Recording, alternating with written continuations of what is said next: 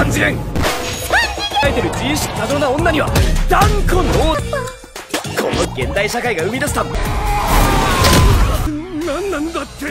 けの相場ですと38億1000と来ない。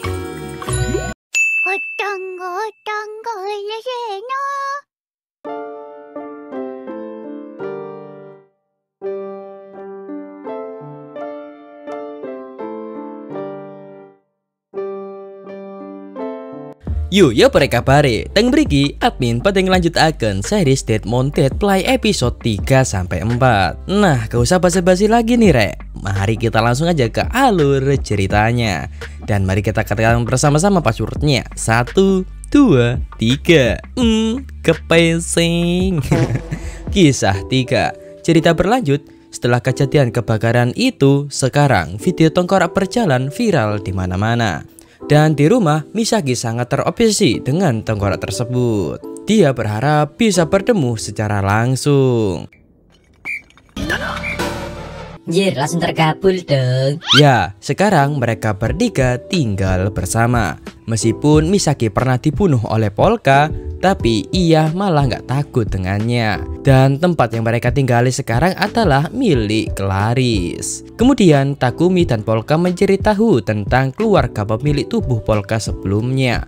Tapi saat Polka berusaha untuk mengingat kenangan masa lalunya, namun ia teringat saat dieksekusi oleh Misaki. Dan sekarang Polka tidak ada tujuan yang pasti selain membunuh siapapun yang ingin membunuh tubuhnya ini. Selain itu, Polka ingin mencari tahu tentang dunia ini terlebih dahulu.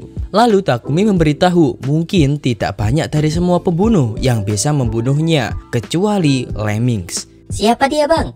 Nanti kalian tahu rek. Gue punya tangan kauri. Lalu Takumi bertanya kenapa Polka membangkitkan Misaki dari kematian. Polka pun menjawab kalau pemilik tubuh sebelumnya memintanya untuk memaafkan Misaki. Sontaklah Takumi kaget kalau roh Polka yang dulu ada di sini. Ya, lebih tepatnya roh Polka yang dulu ada di drone milik Takumi yang hilang kendali kemarin. Ya, dengan begitu kita bisa melihat kalau Polka adalah seseorang yang bisa menggonda-ganti jiwa seseorang seperti boneka ataupun baju. Sehingga Takumi tahu kalau nih bocah sangat berbahaya. Nyawa aja dibuat mainan apalagi mereka ya kan. Kemudian demi keberlangsungan hidup mereka, Polka mengajak mereka mencari uang. Lalu Misaki menawari Polka untuk menjadi pembunuh saja, tapi Polka menolak. Lalu datang seseorang untuk menemui Misaki. Terungkap pria itu mencari Misaki sebab dia adalah pembunuh Zaki, yaitu si pembunuh keluarganya. Makanya pria itu sekarang meminta tolong untuk melindunginya sebab ia sedang diincar oleh pembunuh bayaran yang lain. Awalnya Misaki bimbang karena sudah ada pekerjaan lain untuknya. Tapi karena Polka tiba-tiba datang untuk menerima permintaan itu, sehingga Misaki pun juga setuju. Namun terlihat Polka seperti melihat kaki si pria tersebut. Yo, singkat cerita di TKP. Pria itu memberitahu kalau pembunuhnya ada di gedung tersebut. Lalu saat Misaki beraksi, dia langsung disambut oleh beberapa orang yang menyerangnya. Tapi Misaki tak tinggal diam. Ia langsung membantai mereka semua. Namun setelah mereka tepar, tiba-tiba dua tembakan meluncur di dada Misaki. Ternyata pria itu menjebak Misaki dong, supaya bisa membalas dendam temannya yang ia bunuh. Dan di belakang sudah ada Polka yang mengerti dengan situasi ini dari awal. Lalu memberitahu kalau Misaki sekarang bukan manusia biasa, melainkan seorang zombie. Alhasil Misaki pun bangkit dan langsung membantai mereka semua. Ya, ternyata Polka mengetahui ini sudah dari awal karena ia diberitahu oleh jiwa anak-anak yang menghantui pria itu. Alhasil Polka mengeluarkan tengkoraknya dan langsung meremukkan mereka semua menjadi sebuah bola. Sehingga arwah anak itu pun bisa kembali dengan tenang. Jir, ngapain tuh anak? Lalu kita melompat di markas. Takumi ingin bertanya apa yang Polka dengar dari arwah anak-anak itu. Selain itu, ia heran bukannya nyawa manusia hanya mainan bagi Polka. Ya memang, Polka menganggap nyawa manusia sebagai mainan. Namun, ia lebih suka mainan yang bisa membuat anak-anak tersenyum. Maka dari itu, Polka tidak tega meninggalkan arwah anak-anak itu. Sehingga Takumi sadar, Polka memang bahaya, tapi ia memiliki hati yang baik. Kemudian di luar, Takumi mendapatkan telepon dari Clarice yang memberitahu kalau sekarang ia sudah berhenti memburu Polka. Dan sisanya Clarice serahkan kepada Takumi.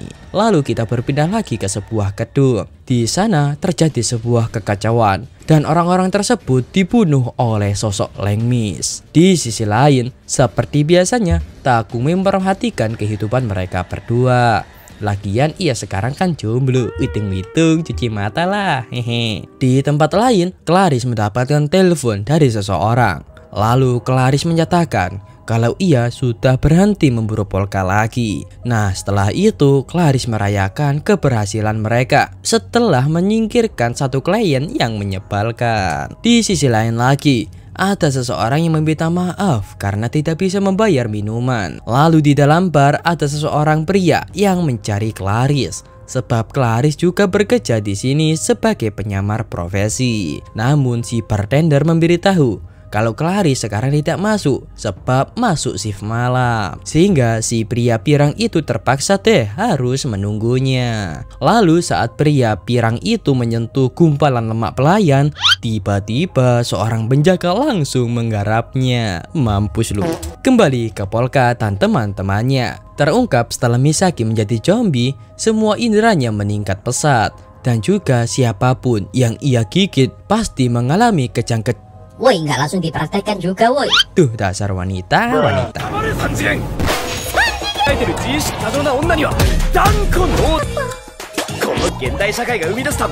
そういえばこっちにもいるのかな。 Kemudian kita beralih ke TKP. Di sana ada seorang pria seperti mumi yang menghancurkan bola manusia itu. Dan tak lama kemudian polisi datang ke sana. Lalu kita berpindah ke bar lagi nih. Si pria meminta maaf itu langsung membantai semua security.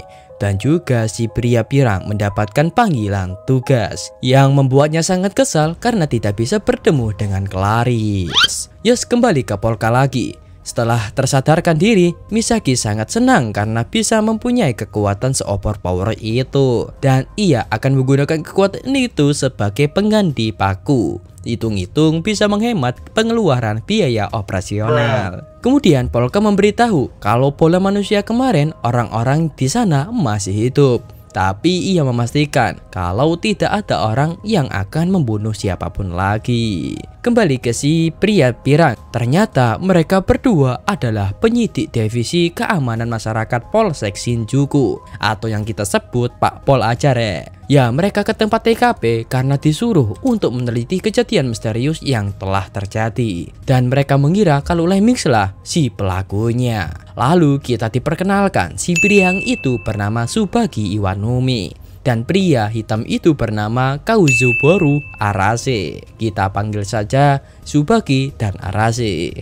Kisah 4. Kita beralih ke kantor polisi Shinjuku. Di sana, para polisi sedang fokus mencari keberadaan Lemmings dengan cara mengidentifikasi para korbannya. Dan mereka semua adalah kelompok penyusun kasus 3 atau yang kita singkat KOMS 3. Ya, kelompok KOMS 3 bertugas mencari malaikat maut, bernafas api, dan Lemmings. Dan ditambah lagi ada tengkorak di dalam api 2 hari yang lalu. Nah, mereka semua masih ragu nih apakah tengkorak itu beneran atau tidak. Sebab video itu seperti CGI. Sehingga mereka sekarang masih menunggu pembuktiannya. Tapi para polisi itu yakin semua pelaku yang ada di sana pasti seorang manusia. Di sisi lain, Polka mulai memindahkan arwah Polka yang dulu ke boneka hiu. Sehingga drone kesayangan milik Takumi pun bisa kembali. Nah, gue namain Polka yang dulu dengan nama Asep aja re. Biar tidak bingung gitu kalian Polka yang dulu dan Polka yang sekarang. Nah, Polka berjanji kepada Asep akan menyelesaikan masalah ini.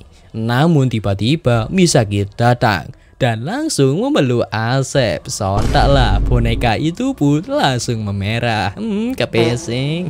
Ya, terungkap Polka bisa membuat Asep berbicara, tapi harus ada pita suara yang dikorbankan. Daripada memikirkan semua itu, mereka harus berfokus mendapatkan uang terlebih dahulu. Namun Polka juga mulai kekurangan mana nih, sebab di dunia ini memiliki sedikit mana yang bisa ia rasakan. Sebab yang Polka butuhkan adalah suatu tempat yang menjaga jiwa manusia, dendam, penyesalan, dan semacamnya.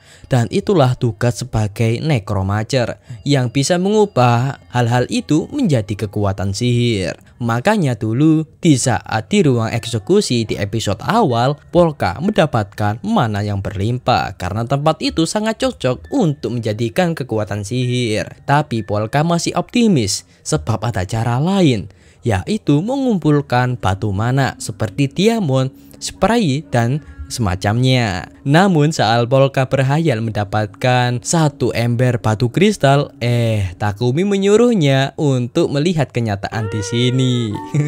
Ya, batu sekecil itu saja harganya 30 kali lipat dari bayaran mereka dong.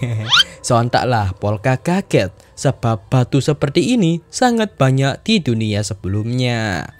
Sehingga demi kehidupan yang tenang, Polka akan mulai menabung untuk bisa membeli semua permata di toko ini. Tapi harganya...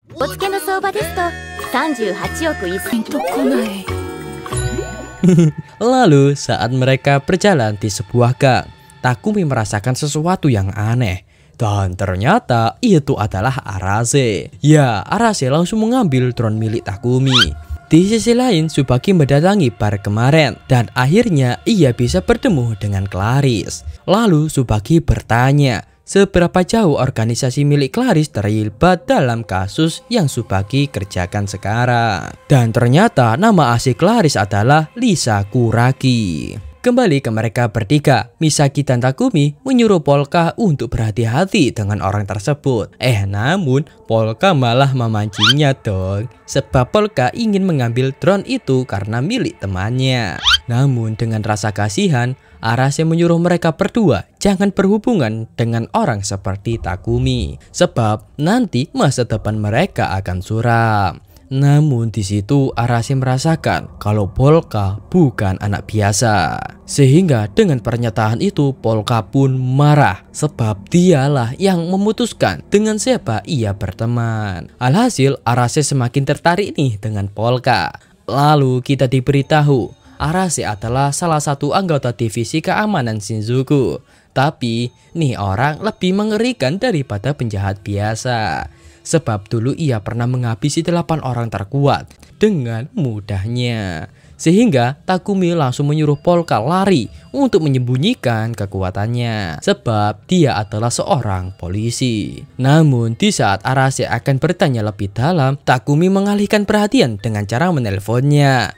Di situ Takumi menyuruh Arase tidak mengganggu mereka berdua sebab mereka tidak ikut campur dalam hal aneh-aneh. Lalu Takumi mengancam Arase dengan menyebar video kekerasan kepada anak-anak. Sontaklah Arase bilang kalau sekarang Takumi menjadi sombong. Selain itu Arase tidak percaya dengan teman yang menjualnya. Ya, terungkap Takumi menjual Arase untuk menyelamatkan dirinya sendiri. Lalu Polka menyaut itu lebih mending daripada Arase sekarang. Sehingga Arase semakin yakin kalau tuh bocah bukan bocah sembarangan. Namun tiba-tiba Misaki menghilang dan... Nah, setelah itu Misaki langsung mengajak Polka kabur dari sana. Takutnya identitas asli Polka ketahuan.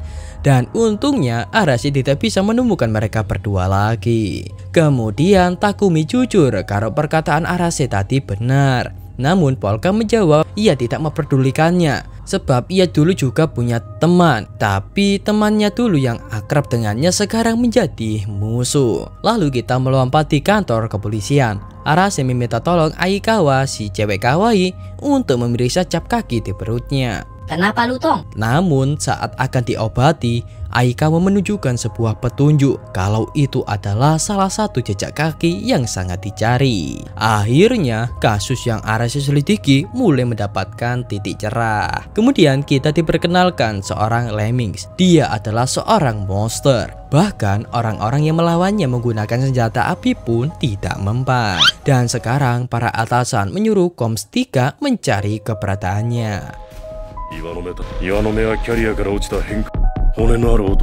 Beralih ke bar, seperti biasanya Tsubaki minum-minum bersama wanita. Karena saking mabuk hula atuh, ia sampai membocorkan hasil penyelidikannya. Tapi Clarice bilang jangan khawatir, sebab kedua pelayan itu adalah makhluk bagian dunia bawah. Namun tiba-tiba Polka datang. Sontaklah mereka semua kaget, sebab timingnya tidak pas. Sebab Polka kan salah satu buronan polisi. Lalu saat mereka memesan sebuah susu, tiba-tiba Tsubaki mendapatkan pesan dari Arase. Ada seseorang yang terlibat dengan manusia tali. Ciri-cirinya seperti Misaki. Alhasil Tsubaki langsung menawari mereka berdua jus. Tapi mereka harus mengobrol bersamanya. Di sisi lain Arase sedang menuju ke arah bar. Kembali ke Polka. Ia sekarang sangat kagum dengan minuman di dunia ini, sebab rasanya di atas rasa enak. Namun tiba-tiba ia mendapatkan kabar dari Takumi untuk segera kabur dari pintu belakang. Namun semua itu terlambat, sebab Arase dan bawahannya sudah sampai di sana. Wih, orang yang gue tendang tadi. Kemudian mereka berdua mulai menginterogasi Polka dan Misaki. Kalau tidak mau mengaku, mereka akan ditahan di penjara. Namun tiba-tiba mati lampu. Tapi mereka bilang kalau ini bukan ulah mereka.